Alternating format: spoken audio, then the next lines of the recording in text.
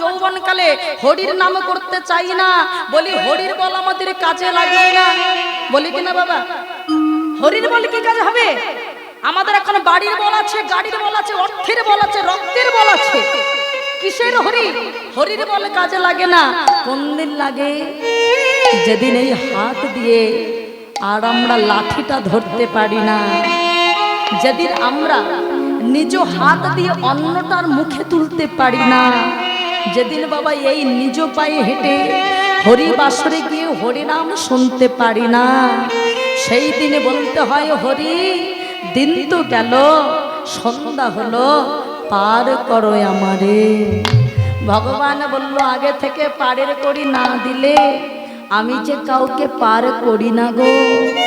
হ্যাঁ, মনে করে দেখুন মা, কুরুক্ষেত্রের যুদ্ধে ভগবান কি করেছিলেন? দুর্যোধনেরা ছিল 100টা ভাই, যাদের পক্ষে ছিল লক্ষ লক্ষ সৈন্য সামন্ত, তারা জিততে পারেনি। জিতলো কারা?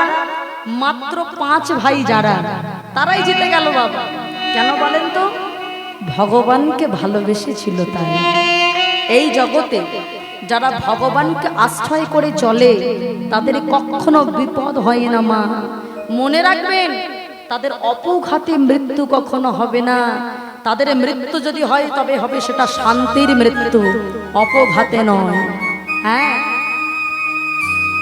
ভগবানে প্রমাণ করলেন। ভীম কুরুক্ষেত্রের যুদ্ধে, এই যুদ্ধটাকে তোমরা করেছো না গো, আমি করিয়েছি তাই তোমরা করেছো। মনে করে দেখো, আমার ইচ্ছা ছাড়া জগতে একটা গাছের পাতা পর্যন্ত নড়ে না, তাই আমার কথা ছাড়া তো কিচ্ছু হবে না। হ্যাঁ গো মায়েরা, ভগবান মনে করিয়ে দিলেন ভীম, মনে করে দেখো, যেদিন জরাসন্ধকে হত্যা করবার জন্য তুমি মানে ভীমকে নিয়ে ভগবান আর অর্জুন 3 জন বাবা ব্রাহ্মণ বেশে গিয়েছে জরাসন্ধের সামনে।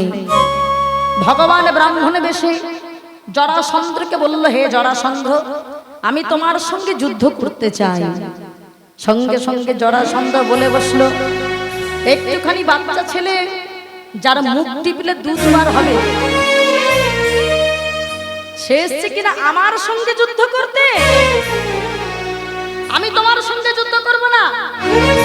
মনে রাখো, যুদ্ধ যদি করতেই হয়, যে বিরাট চেহারা আমি তার সঙ্গে যুদ্ধটাই করব। ও মায়েরা, বিরাট চেহারাটাকে ওই যে যুধিষ্ঠির, ভীম, অর্জুন, নকুল, সহদেব, তার ভিতর থেকে ভীমের বিরাট চেহারা নয় মা। ভীম তো বিরাট চেহারা, বলল আমি ভীমের সঙ্গে যুদ্ধ করব। ভীম মনে মনে ভাবলো, বেটা একবার এসে দেখুক না, আমার গায়ে আছে 10,000 হাতির ক্ষমতা, একবার এসেই দেখুক। হ্যাঁ গো মায়েরা, যেই না যুদ্ধটা শুরু হয়েছে আর কিছুতেই পারছে না, ভীম আর পারছে না, কারণ জরাসন্ধের এতটাই ক্ষমতা। ভীম যখন পারছে না, ভীম এবার তাড়াতাড়ি ভগবানের দিকে তাকিয়েছে। ভগবান অমনি মাটি থেকে একটা শুকনো কাঠি তুলে মাঝখান থেকে 2 ভাগ করে দিয়েছে। খুব ভালো করে ভাববেন, মাঝখান থেকে 2 ভাগ করে দিয়েছে। ভীম ভাবলো আমাকে মনে হয় ওরকম একটা কিছু করতে হবে। ভীম তাড়াতাড়ি জরাসন্ধের 2টো পা ধরেছে, ধরে আর মাঝখান থেকে 2 ভাগ করে দিয়েছে। দিয়ে বলছে, ঠাকুর একবার পিছন ফিরে তাকিয়ে দেখো আমার কত ক্ষমতা।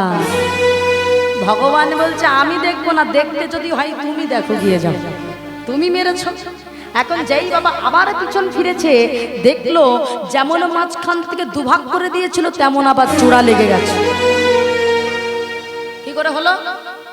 ও ঠাকুর, তার মানে তুমি আমাকে ভুল শিক্ষা দিয়েছো? বলে না, ভুল আমি দেখাইনি, ভুল তুমি দেখেছো। শোনো, এই জগতের মানুষ এরা যেমন আমাকে ডাকে, কিন্তু ডাকার মতো ডাকে না, কারণ এদের ধৈর্য কম। কি মায়েরা, আমাদের ধৈর্য আছে বলছেন? আমরা চুপচাপ বসে তার কীর্তন শুনতে গেলে কতটা ধৈর্যের পরীক্ষা দিতে হয় ভাবুন বাবা। তবে হ্যাঁ, দিতে পারলে খুব ভালো। ভগবান বলছে ধৈর্যের ফল হলেই তো মিঠা মিষ্টি। হ্যাঁ, এই জগতের জীব এরা যেমন আমাকে ডাকে, কিন্তু ডাকার মতো ডাকে না। তুমি তেমন আমার দিকে তাকিয়েছো, কিন্তু তাকানোর মতো তাকাওনি। শোনো, আমি যখন কাঠিটা মাঝখান থেকে দুভাগ করেছিলাম, তখন আমি ডান দিকের কাঠিটা বাম দিকে দিয়েছিলাম, আর বাম দিকের কাঠিটা ডান দিকে দিয়েছিলাম। কেন? এর কারণ আছে মা। বলে জরাসন্ধের আসলে আশীর্বাদ আছে। কেউ যদি তাকে মাঝখান থেকে দুভাগ করে দেয়, তবে বাবা সে কিন্তু আবার জোড়া লেগে যাবে, এটা আশীর্বাদ। কিন্তু ডান দিকেরটা যদি বাম দিকে দেয়, আর বাম দিকেরটা যদি ডান দিকে দেয়, তবে কিন্তু আর জোড়া লাগবে না। বোঝা গেল? তাহলে মনে করে দেখো, আমি করিয়েছি তাই তোমরা করেছো। আমি যদি না করাতাম, তোমরা কিছুই করতে পারতে না। মনে করে দেখো, ওই যেদিন কুরুক্ষেত্রের মাঠে দুর্যোধনকে তুমি মারতে চেয়েছিলে, দুর্যোধনের সারা শরীরটা ছিল লোহার মতো। কেন? কারণ দুর্যোধন নিজে মা গান্ধারীকে বলেছিল, মা গো তুমি কিছু একটা করো, তোমার সব ছেলে মরতে বসেছে। ও মায়েরা, গান্ধারী খুব ভালো করে জানতো চুরি করা ধন থাকে কতক্ষণ। আমার 100টা ছেলে আমি তো চুরি করে পেয়েছি। ওই দুর্বাসা মুনি আশীর্বাদটা করতে চেয়েছিল তো কুন্তিকে, আশীর্বাদটা আমি চুরি করেছি, আমার কোনো ছেলে বাঁচবে না এটা আমি জানি, কিন্তু তাই বলে কি আমি চেষ্টা করব না? আমার একটা ছেলে যেন বেঁচে থাকে। ওই দুর্যোধন বেঁচে থাকলেই আমি ওর মুখ থেকে মা ডাকটা শুনতে পাবো। সঙ্গে সঙ্গে দুর্যোধনকে বলে বসলো, দুর্যোধন তুই আমার কাছে আসবি অধিক রাত্রে উলঙ্গ হয়ে, তোর গায়ে যেন একটা সুতো পর্যন্ত না থাকে। বাবা, দুর্যোধন এখন উলঙ্গ হয়ে চলে যাচ্ছে, মায়ের কাছে আশীর্বাদ নিতে হবে তো। ভগবান ভাবলো সর্বনাশ, একবার যদি আশীর্বাদটা করে দেয়, এর তো সারা শরীর লোহা হয়ে যাবে। কারণ বশিষ্ঠ মুনি আশীর্বাদটা দিয়ে রেখেছিল কুন্তিকে, গান্ধারীকে। বশিষ্ঠ মুনি এই আশীর্বাদটা গান্ধারীকে দিয়েছিল, তুমি যদি একবার চোখের কাপড় খুলে কাউকে যদি আশীর্বাদ করে দাও, তাহলে তোমার সারা শরীর লোহা হয়ে যাবে, তার সারা শরীর লোহা হয়ে যাবে। সেই আশীর্বাদটা করবে বলেই বাবা চুপ করে বসে আছে গান্ধারী। ভগবান সঙ্গে সঙ্গে দুর্যোধন যে পথ থেকে যাচ্ছে, সেই সামনে গিয়ে দাঁড়িয়েছে। দুর্যোধন কোথায় যাচ্ছ?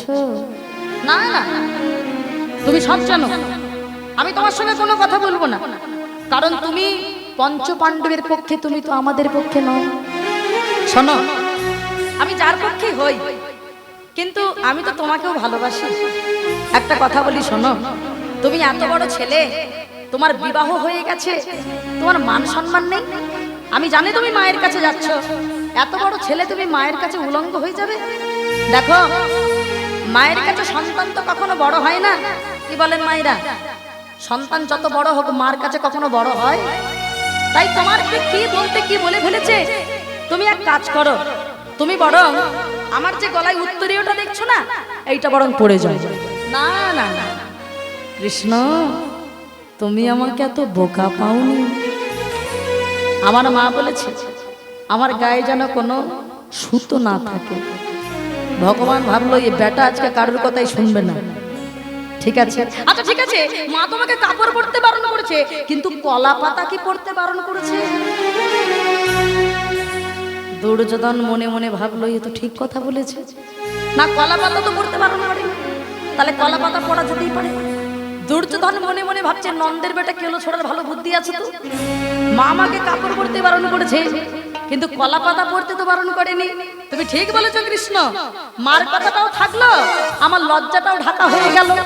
এখন এই বলে ওই ভগবানের কথার ছলনা বুঝলো না, কলা পাতা দিয়ে নিজের লজ্জাটাকে ঢেকে যাই না গান্ধারীর সামনে গেল, গান্ধারী চোখের কাপড় খুলে আশীর্বাদ করে দিল, দুর্যোধন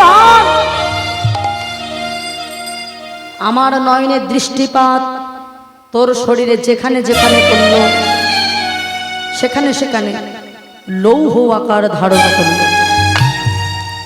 কেবল একটা জায়গায় হলো না, কোথায় বলেন তো বাবা? যে জায়গাটা কলা পাতা দিয়ে ঢাকা ছিল। যখন যুদ্ধক্ষেত্রে দাঁড়িয়েছে, ভীম যখন দুর্যোধনকে মারছে, কিচ্ছু করতে পারছে না।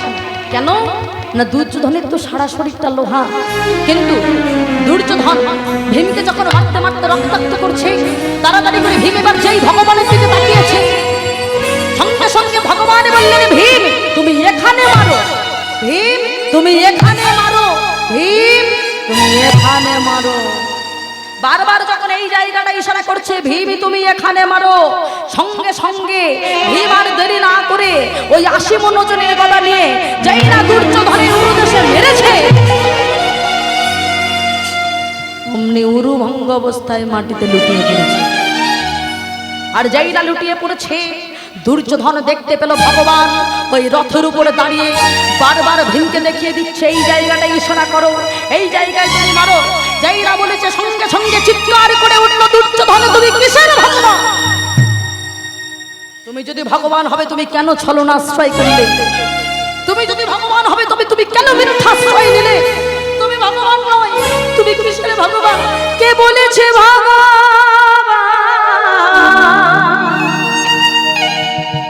তুমি ভক্তির প্রাণ, তবে কেন এত দুঃখ দাও? কে বলেছে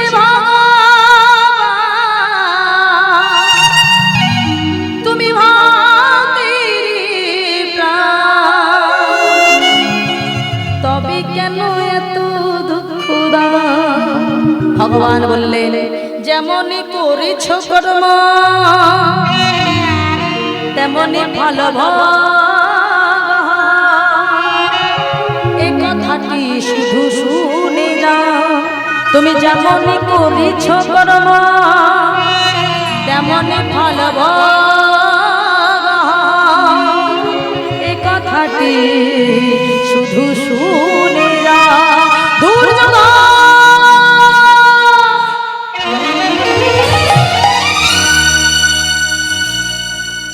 আজকে তুমি আমাকে ভগবান বলছো? এতদিন কি কখনো তুমি আমাকে ভগবান বলে মেনেছো? এতদিন কি কখনো ভগবান বলে তুমি তোমার নিজেকে আমার চরণে কোনোদিন আত্মসমর্পণ করেছো? এতদিন কি ভগবান বলে তুমি তোমার চোখের জল দিয়ে আমার চরণে একবারও কি তুমি ডেকেছো? তবে কেন তুমি ভগবানে বলছো?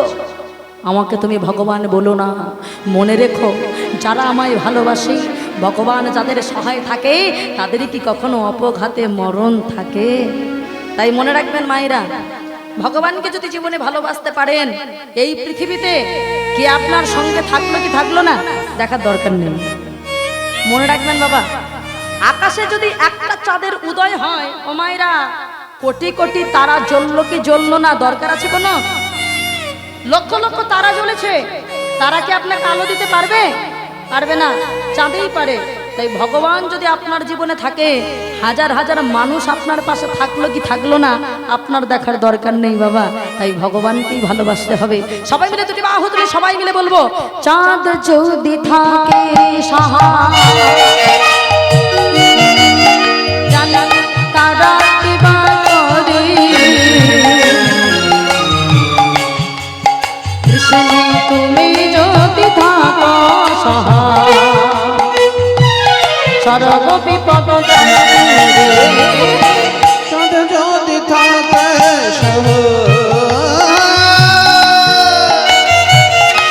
তারা কি করে?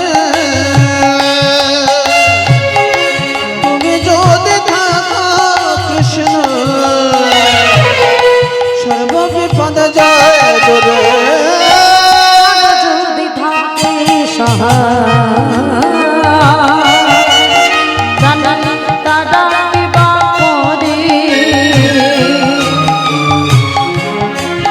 কৃষ্ণ তুমি যদি থাকো সহায়, সর্ব বিপদ যায় দূরে। চাঁদ যদি থাকো সহায়, তারা কি বা করে? তুমি যদি থাকো সহায়, সর্ব বিপদ যায় দূরে। কৃষ্ণ সূর্য অন্ধকার,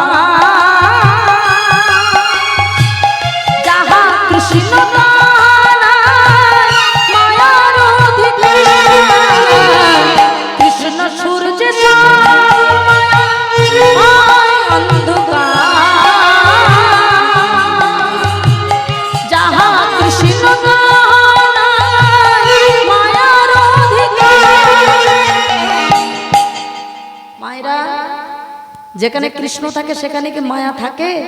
থাকে না। তাহলে কি করবেন? সবাই মিলে দুটি বাহু তুলে বলবো, রাখে হরি মারে কে, আর মারে হরি তো রাখে কে। সবাই মিলে দুটি বাহু তুলে তালে তালে বলবো, কেমন? মায়েরা বিশ্বাস করেন তো বাবা? বিশ্বাস করেন? রাখে হরি মারে কে, আর মারে হরি রাখে কে। তাহলে সবাই মিলে এক কাজ করুন, সবাই মিলে হাত তুলে যারা যারা বিশ্বাস করেন তারা বলবেন, আর যারা ভাবছেন না ভগবান মানলো কি মানলো না দেখার দরকার নেই, তাদের আর বলতে হবে না। সবাই মিলে দুটি বাহু তুলে বলবো, রাখে হরি তোমারে রে, মারে হরি তু রাখি রে, বিশ্ব জোড়া তার মহিমা সে থাকে তো হরি বল হরি বল।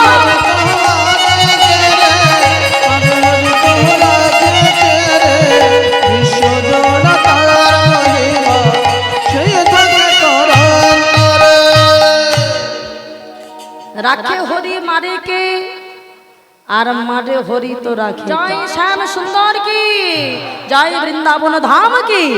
চলুন সবাই মিলে হাতে তালিতে উলুধ্বনিটাও সঙ্গে থাকবে। মধ্যমায় ধাম বৃন্দাবনে যাব। চলে রে আমার মন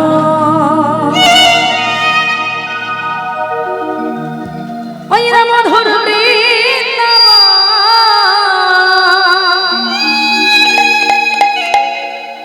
যমুনার ধারে ধারে তমালেরি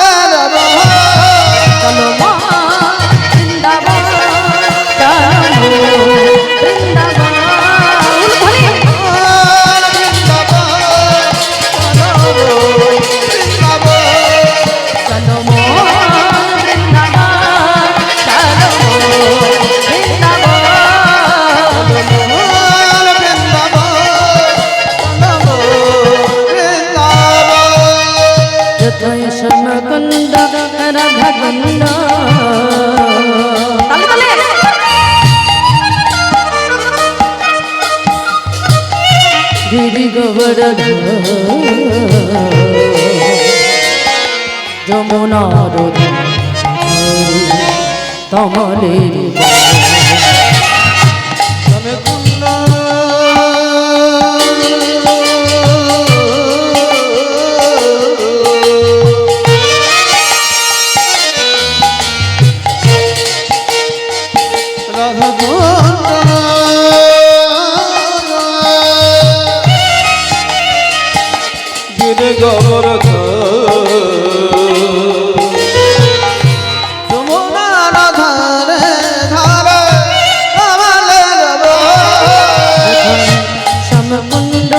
রাধাকুণ্ড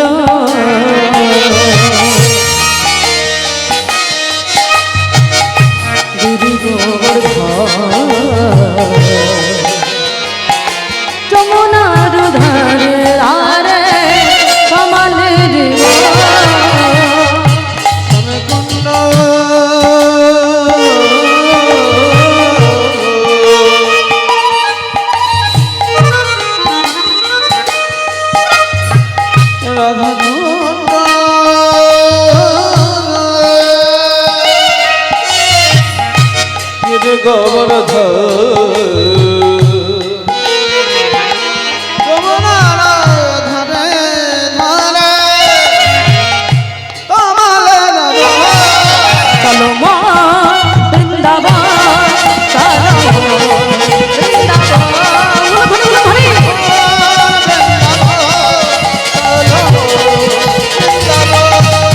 চলো মা বৃন্দাবন, চলো বৃন্দাবন।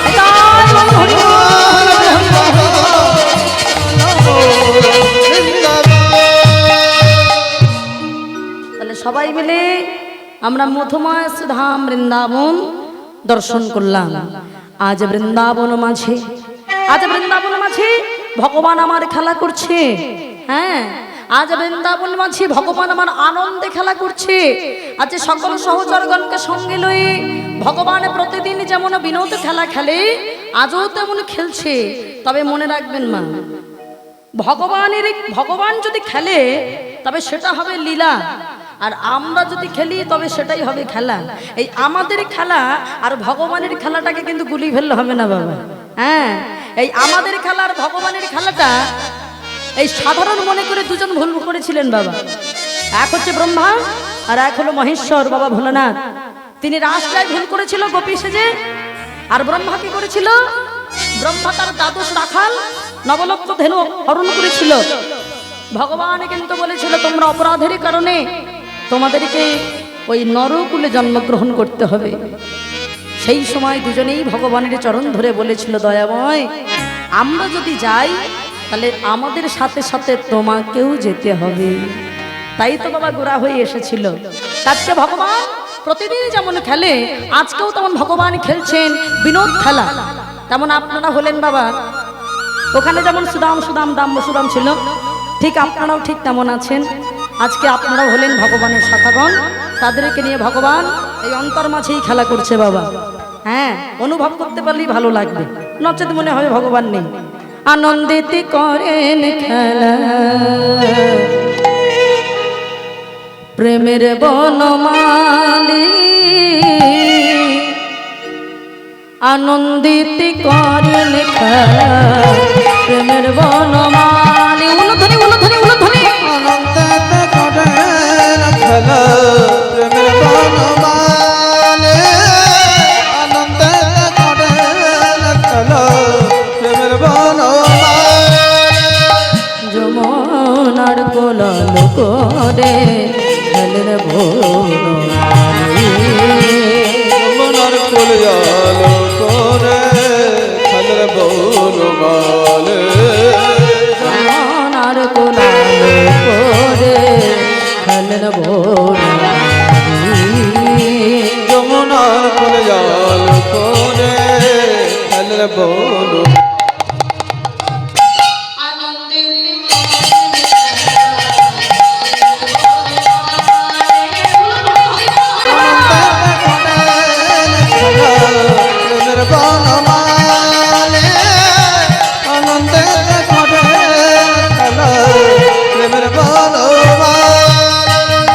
শ্রীদাম সুদাম দাম সুদাম যত সখগণ, আনন্দিত খেলে তারা প্রিয় ভক্তগণ।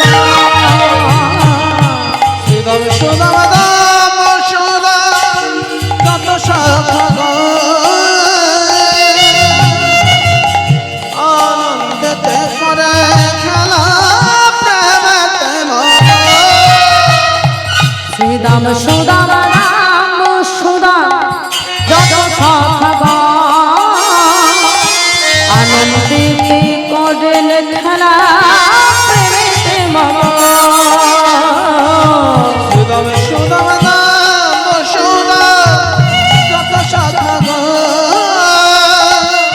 আনন্দিত করে খেলা প্রেমেতে মগ্ন। আনন্দিত করেন খেলা প্রেমের বনমালী। উলুধ্বনি।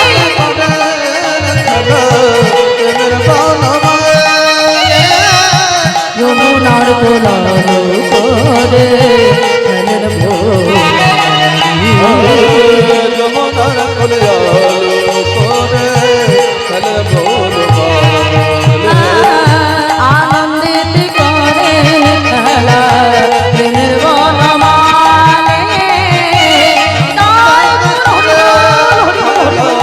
প্রেমের বনমালী, যমুনার কোলাল করে খেলেন বনমালী।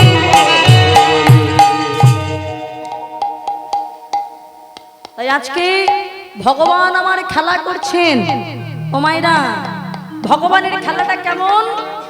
ভগবান আজকে খেলছেন বিনোদ খেলা। ভগবান প্রতিদিনই খেলে, তবে আজকে খেলছেন আবার যেন বিনোদ খেলা। বিনোদ খেলা মানে হলো নূতন খেলা। মনে হয় প্রতিদিন ভগবান যা কিছু খেলে সবই যেন নূতন খেলা। তাই ভগবান আজকে খেলছেন, তবে ভগবান যখন খেলছেন সখাগণকে নিয়ে, আজকে সখাগণে আজকে ভগবান যখন খেলছেন, সেই খেলতে খেলতে তার হঠাৎ মনে পড়ে গেল যে আজকে তো আমাকে কালিয়নাগকে দমন করতেই হবে।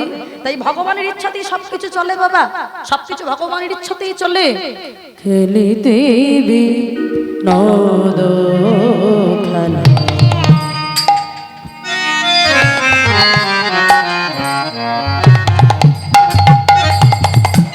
আশ্রম সভা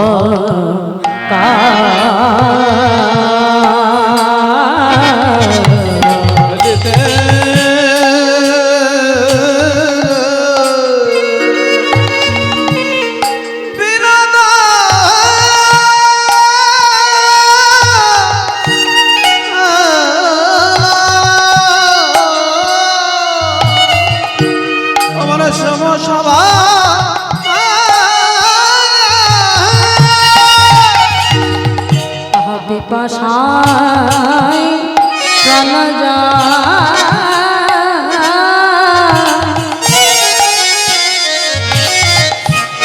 রক্ষা কর কানাই, রক্ষা পিপাসায় প্রাণ যায়,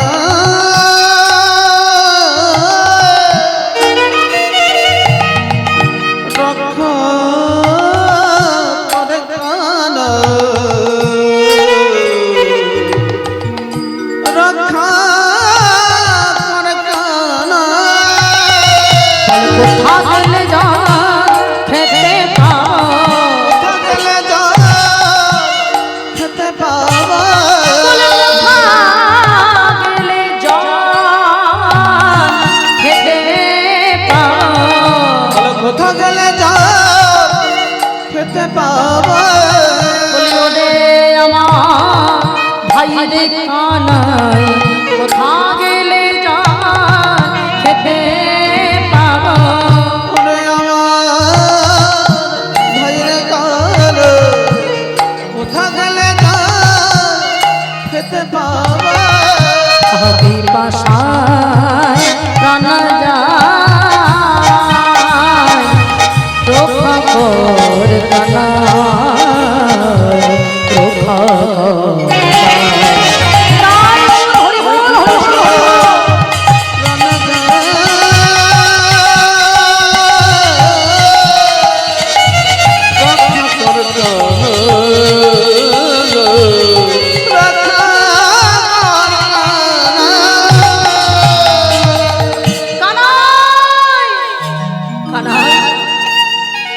আমাদের যে প্রচন্ড জল পিপাসা লেগেছে ভাই, ও ভাই আমাদের জন্য একটু জল এনে দিতে পারবি?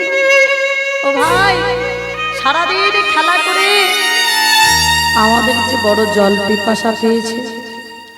মায়েরা আজকে সকল রাখালগণের পিপাসা পেয়েছে। কোন সময়? সময়টা কিন্তু মধ্যাহ্নকাল। মধ্যাহ্নকালে সূর্য তখন মাথার উপরে পিপাসা পেয়েছে। বলছে হ্যাঁ রে কানাই, ও কানাই শোন না, আমরা বরং ওই যমুনার যে স্বচ্ছ জল আমরা বরং পান করে আসি। মায়েরা খুব মন দিয়ে শুনবেন, এটা জীব শিক্ষা।